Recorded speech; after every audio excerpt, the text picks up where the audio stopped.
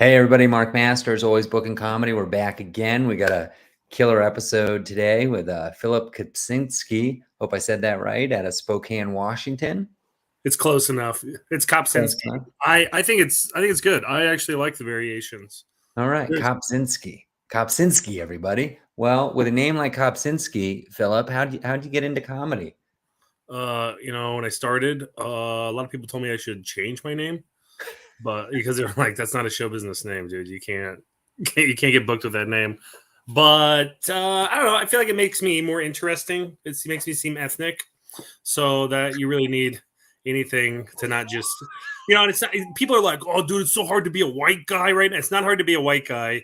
It's just hard to stick out from all the other millions of white guys who are lost in the world trying to do comedy. All the other English majors who just never figured out another thing that they were good at. All the other people that just, kept losing their temp jobs over and over again. It's just hard to stick out from all the other trust fund babies that are out there trying to win over their father's affection one last time before he dies. Anyway, it's it's Kopczynski. I started comedy stand up. I started late. I started like 33, which is kind of late if you really want to have a really good career. But I did improv. I was like a theater major, and I did I did acting. Once I got into the real world and had to pay taxes and health insurance and everything, I was like, shoot, I think this is more of a hobby. I think theater, and especially theater. I mean, theater does not. You talk to people on Broadway and they're like, oh, dude, I might be able to. I might be able to get a jacket this year or whatever, you. You're like, you're at the highest level of this art form, and you're like maybe I can move into a 2-bedroom. It's brutal. New York City's expensive. Well, yeah, but also it's amazing. You think Broadway, they must be getting paid like movie stars. That's the thought, and it's like, nope. No. Maybe if you are a movie star doing Broadway. But the pay is not so low, and it's certainly locally, it's a real hand to mouth type profession anyway. So I was doing all this stuff, and then once I started doing stand up, I was like, okay, that stuff is definitely a hobby. I'm just all in with stand up. So yeah, I started doing that, and and then that's it's just, I went from doing that kind of stuff. I stopped doing. I was an artistic director at a little improv theater. And I think I was 2 months into doing. I started doing stand up, and then immediately was doing 9 open mics a week. Nice. And I remember was that in Spokane? Can you do that many mics there? If you are creative enough. Okay. Well, back then you could, because there was no. It was a very fevered energy. There was no A-list comedy club back then. I think they started in around 2015. There was a little 2-nighter. I think if you were out of town, if you were a road comic, I think you slept on the guy's couch, on the owner's couch. I think he had a blues. He would do. It was a blues band concert venue down below. So you do comedy, and then you can go hang out, listen to blues music till 2 a.m. Pretty good weekend. And he had a lot of regulars because it was a cool experience. Because that's what the people do. They go to a comedy show and then go to a music show afterwards. So everybody would do that, but then there were all these other little rinky-dink rooms where you get paid, $25 to close out this mic, and maybe you get a free dinner if you go to. There's a place called Soulful Soups that made. They still are around, and they make the best soups I've ever had in my life. And they would give you a bowl of soup. It was a soup kitchen. You're like Oliver Twist doing comedy, just please give me more. And no soup for you. Yeah, right. Half a bowl. They were the opposite of that. They'd be like, "You want one to go? Here's some more." You're like, "Oh my god, this beer cheddar brisk or whatever." I don't know what it was, but it was a mixed open mic, and so it was it'd be musicians and then comics. So you'd have to make the audience, because the audience was all talking during the music because it was a, you think like coffee house vibe, right? Like Yeah, it's sure. kind of a background thing. Yeah, I And then don't you get mixed mics are hard. Like if I want to get a rep in and there's no other option, I'll do it. But generally, I do not like mixed yeah, mics. The one thing I hours. like about it is sometimes you get an extended set. Like you might get like 8 minutes or 10 minutes sometimes because that's how Oh, long for it takes sure. to play Yeah. two songs. No, that I was doing like 4 mixed mics a week. That was the only way I was getting those kind of Mm. reps in for the first 2 years. Uh and it was, yeah, so I was up just all the time, and then I kind of, I think, and then I'd work corporate gigs as an improviser. Okay. And so I started doing the road and then corporate gigs like right out of the gate. Like, So how road like a couple hour drive or you like flying coast to coast? What no, was road at that probably point? within about 2 years, I was about two, I would say, geez, 2 or 3 years in, I was doing Colorado to Seattle.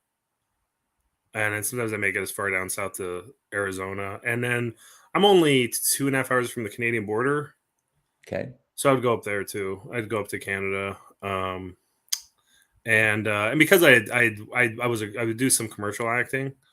Okay. So I had a lot of tools that stand-ups don't realize they need until they get serious about booking gigs, which is like headshots, bio, Yeah. all the kind of marketing stuff you need as an actor. Just I was like, I, oh, I this was is just what a talking stand-up to needs.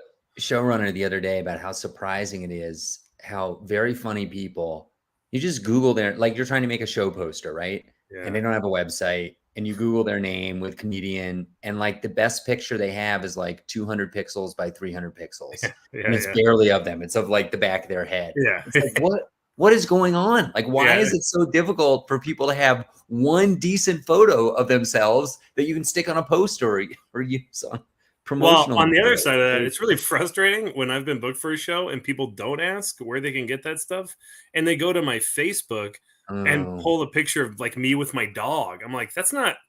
What are you right. doing? That's not even off my comedy Facebook. That's like a personal Facebook. Sure. Well, Like, I'll what are tell you? you the best thing I ever did over the pandemic, or worst, I guess, over the pandemic, I used to make intro videos for this online comedy show I did. And there was this guy, Steve Cohen. He's a comic out of Florida or New York City. And Steve Cohen is also the name of the billionaire owner of the Mets. And they don't like look exactly the same, but they're both like white Jewish guys.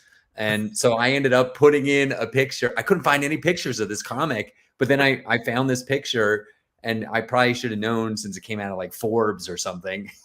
But then like the top of his set, he's just like, well, that's not the first time I've been confused for the billionaire Stephen Cohen. I'm Steve Cohen. And Oh, that's amazing. That's so funny. Yeah, I don't. I'll never have that problem. yeah, yeah, you got a unique If name. there's That's ever a nice. Phillip Kopczynski billionaire, it'll be me. Uh, Yeah. Probably not from comedy, but we'll see. Seinfeld did it. Well, Okay, so it's let's funny. talk. On the other side of that spectrum, you see really big name comics with terrible headshots. Like they're like smoking a cigarette in front of an Sure. RV, like, and that's their Yeah, poster for their arena show, or their the show that Tickets Master is using. Yeah. it's wild.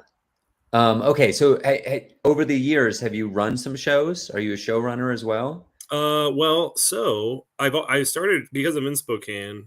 I started producing a lot of my own stuff pretty quickly. I started actually putting myself in as a feature, and I'd book A local headliner? headliners. And then once I once I got a dry bar special, I started using those clips, and I'd produce a show where I'm headlining. Nice. And but then this last year, I've been going up to this little town, Sandpoint, Idaho.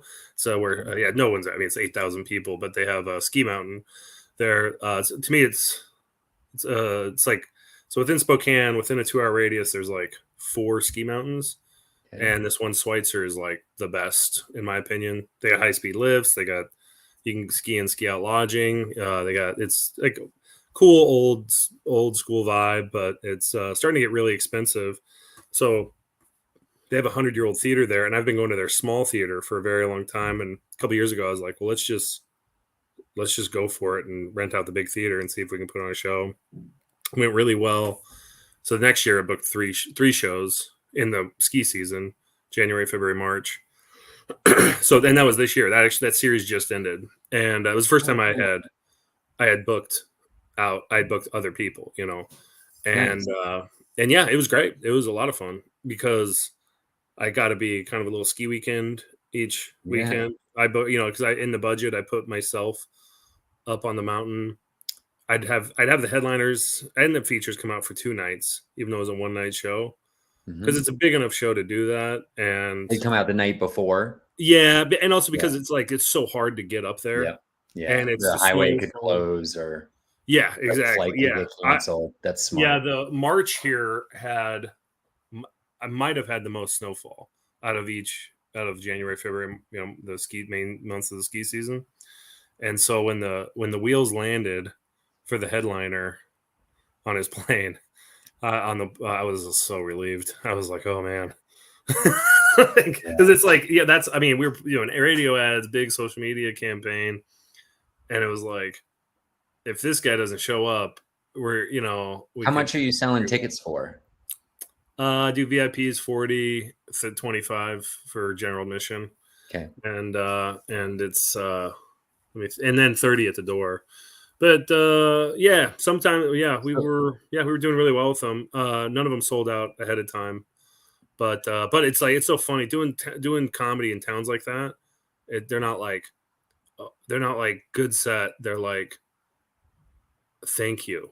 yeah, they're very Like, grateful. There's a lot yeah, of gratitude. I thank you love for that. bringing something to our town rather than just Yeah. having another drunk at the local bar. You know, Yeah. like, and it's So a nice town. A lot of people have a disposable income there.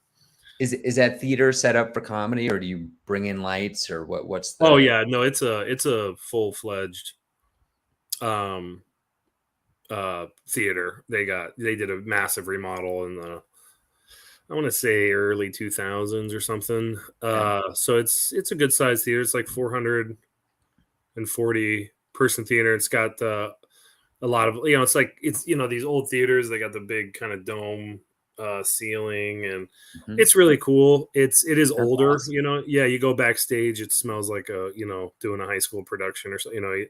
You got the old, I don't know if they have a theater group there, but theater groups will come through sometimes. Right. Yeah, they mainly use it for bands, like Sure. they come through, and yeah, it's used for all different purposes, nonprofits. Speaking Yeah. of ski towns, you ever done any comedy in Jackson Hole, Wyoming? No, no, I don't know if I've ever even performed. I've driven through there a bunch because I used to go to I used to go to Denver. I used to drive to not Denver, but Colorado Springs. I work the club in Colorado Springs, Okay. and so I've driven through there a bunch. And I always thought, man, this would be a cool place.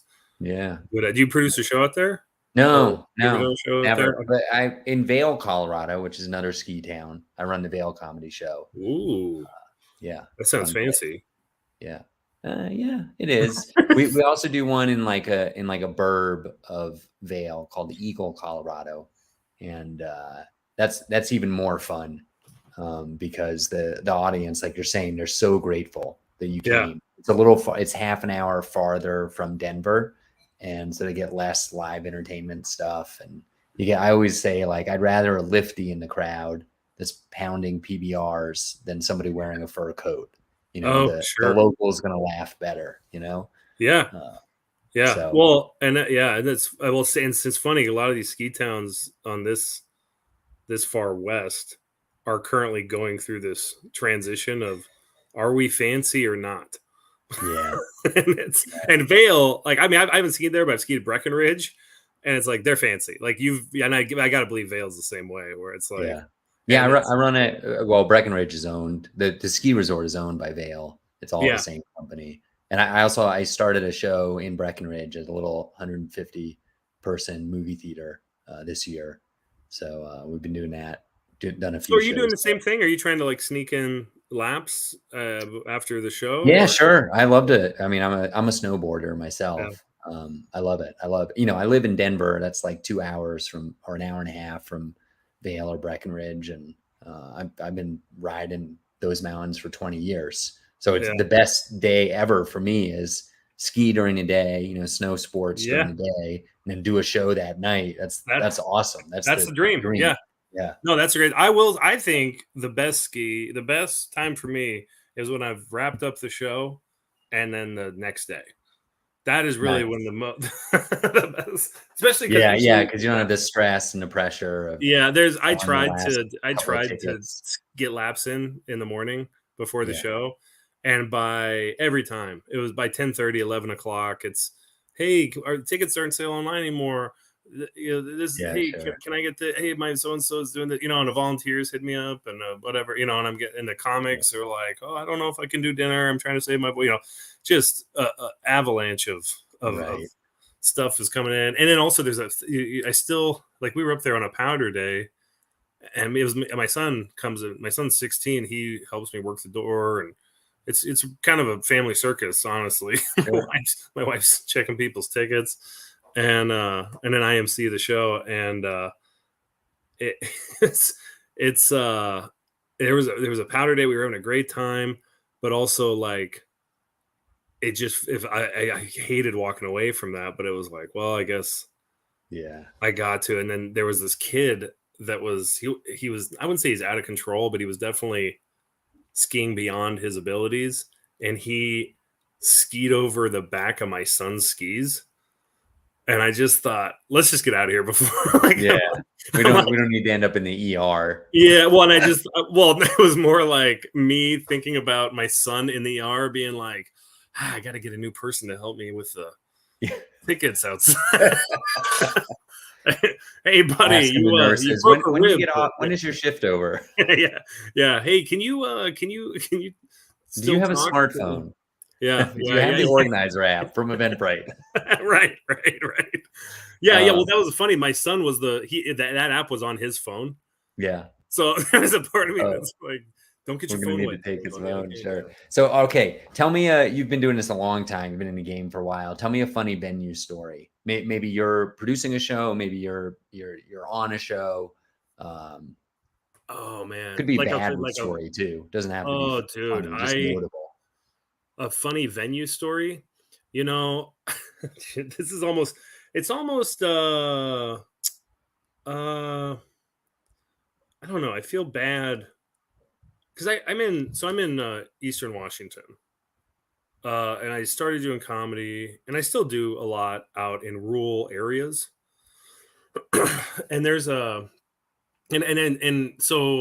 I've kind of slipped into this to where I used to really look forward to going on the road to the clubs, and I worked the Looney Bins. I worked Loonies in Colorado Springs. Loonies was like the first club I worked at for a full weekend, and I had to really travel a long ways to get to, and it was such. And I was like, I'm gonna quit doing these ridiculous bar gigs and whatever. And then COVID hit, and I hit up all these local bookers. I'm like, I'm back in.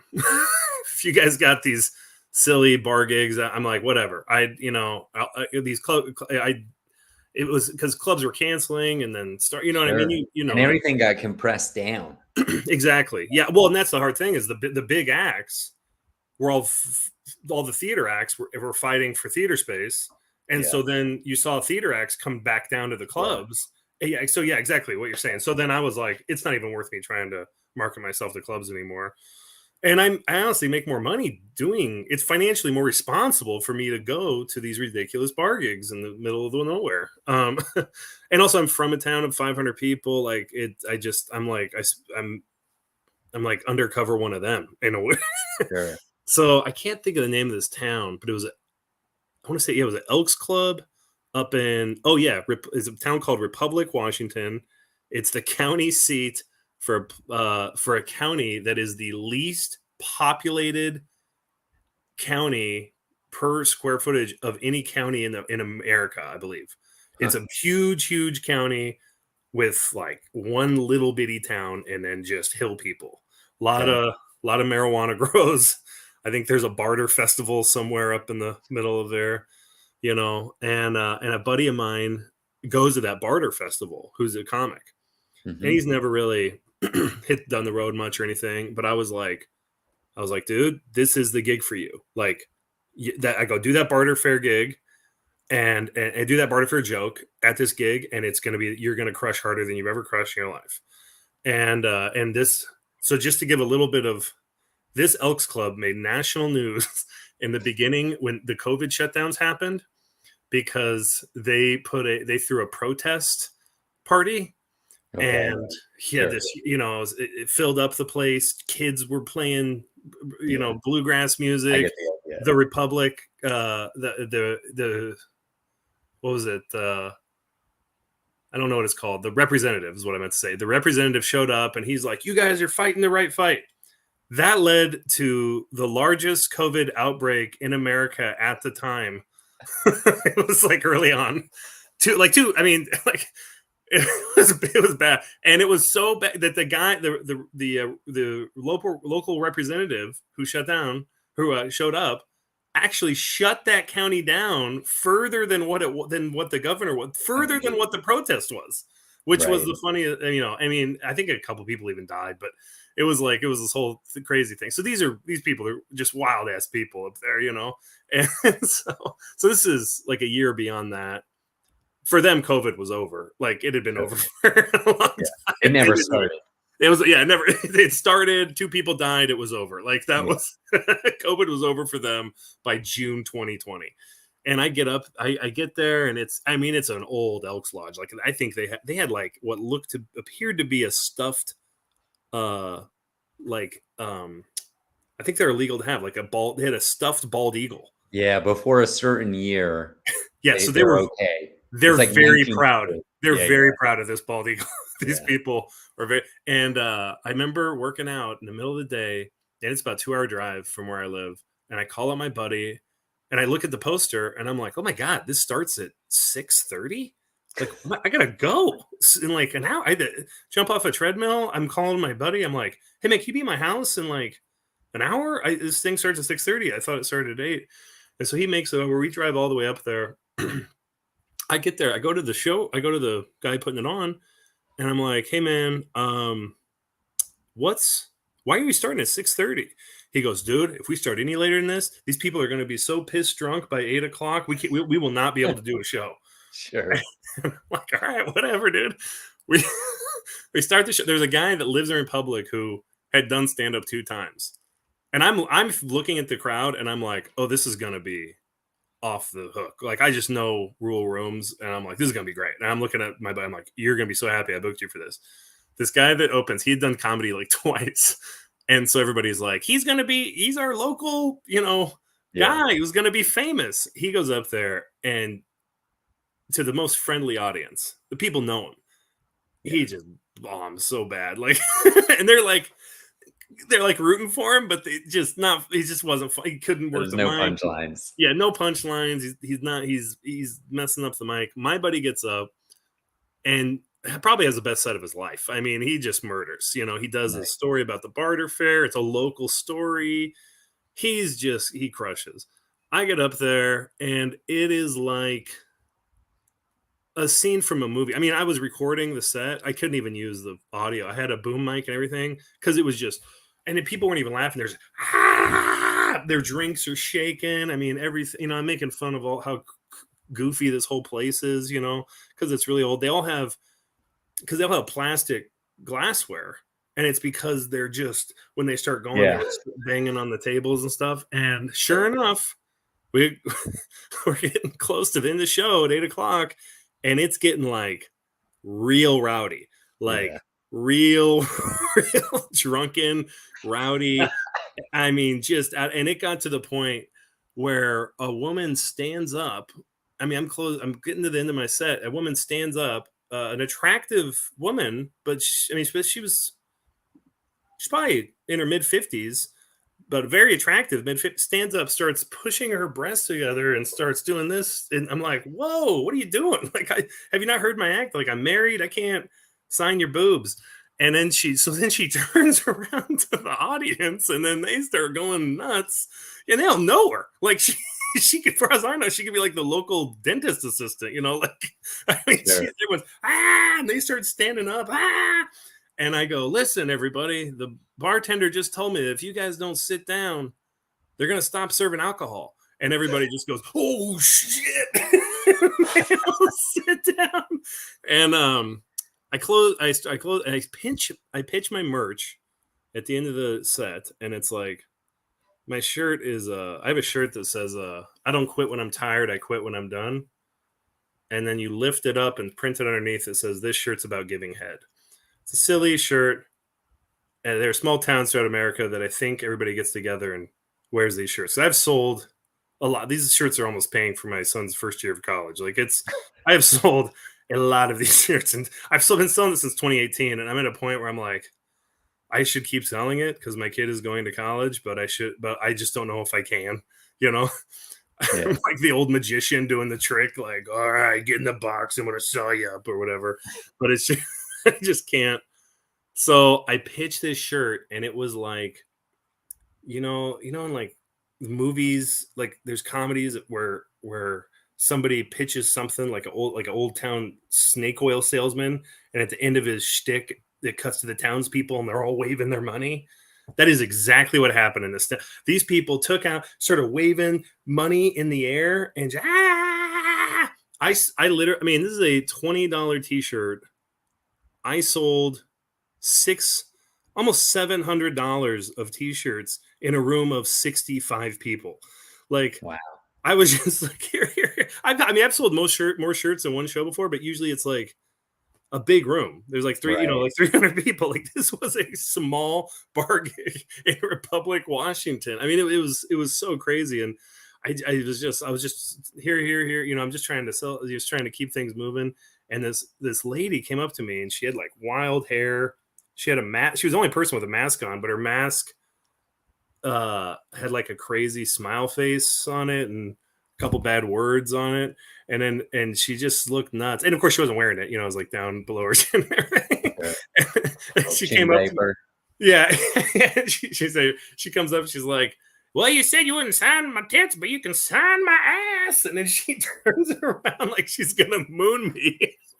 So it's like you say, you want the lifty drinking the PBR. Well, sometimes you got to be careful what you wish for. Yeah. But it was one PBR, not 12. One beer, not one case. But it was I remember leaving that show. That sounds great. Yeah, no, I left that show. I thought, God, if there was a way to run a series, make a circuit like this where you could just do one town after another. And that's the goal this week. I'm going to Nebraska Thursday, Friday, Saturday, Sunday. I'm going doop across the state, little tiny venues. That's fun. It's fun. It's great. And especially if it's like a crowd that gets you, and that's an area if you can of connect, America that I really connect with. Yeah. The merch stuff. Yeah. All right. We're running out of time here. So that killed two birds with one stone. We got the basically road story and the venue story for free. Everybody go to Republic and Washington and look for that bald eagle. I just saw a stuffed bald eagle in Dickinson, North Dakota. They have a dinosaur museum, which is incredible. And they have a stuffed bald eagle, and it explained that before like 1908 or whatever, as long as you have good paperwork, the provenance, you can still have a stuffed American bald eagle. Okay, so the last thing is like a huge booking win, some kind of like exciting thing for you, and you basically have like 1 minute. So I'm guessing like Dry Bar is probably your big. Yeah, Dry Bar was the best. How'd that come together quickly? Well, it didn't come together quickly. I actually had to. I had like I'm friends with Brad Upton, who's like Mr. Dry Bar. He's got like 2 billion views or something between his 2 specials, literally billion. I'm not exaggerating. And with all his clips, and so he put in a good word for me. And then I had a lot of Boy Scout bits, and the guy who books that has Boy Scout bits. So I actually went to meet him a couple times, kept emailing him. And I was so ready. I needed a credit, or else I couldn't really get booked as a headliner or market myself as a headliner. But I was there artistically, I was getting headlining gigs, but it would have to be through people I met. Yeah. I was ready to commit some weird crime that might make enough news to where I To could go like, viral. oh, this is the guy that, you know, took a jackhammer to this entire town sidewalk in the middle of the night, you know, like, Right. let's book him. It might be weird. Like,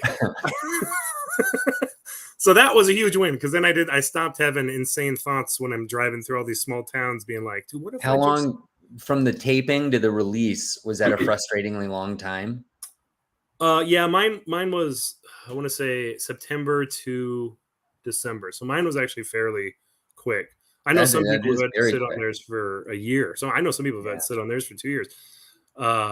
And so it's hard. You don't know where it's gonna go. I was lucky because I filmed the first year they did 20-minute specials. Okay. So they would film 6 a weekend rather than 2. Okay. And that's what they do. So now they don't sit on them for very long because they're just it's a content just machine. Sure. Just boom, boom, boom. They're like, And has it worked for you? Is that credit helping you? I would you say? mean, yeah, certainly much more than anything. I mean, I got second at Seattle International. That helped me in the Pacific Northwest, but the dry bar helped me in the sense that I can rent out like a theater in Whitefish, Montana, which is where we're going to extend this Comedy Avalanche series. And I feel confident that I can produce that show with those clips. Nice. The only thing is, in about 5 more years, I'm going to look like a pretty different person, you know, unless I start dyeing my hair, which my wife does not want me to do. Sure.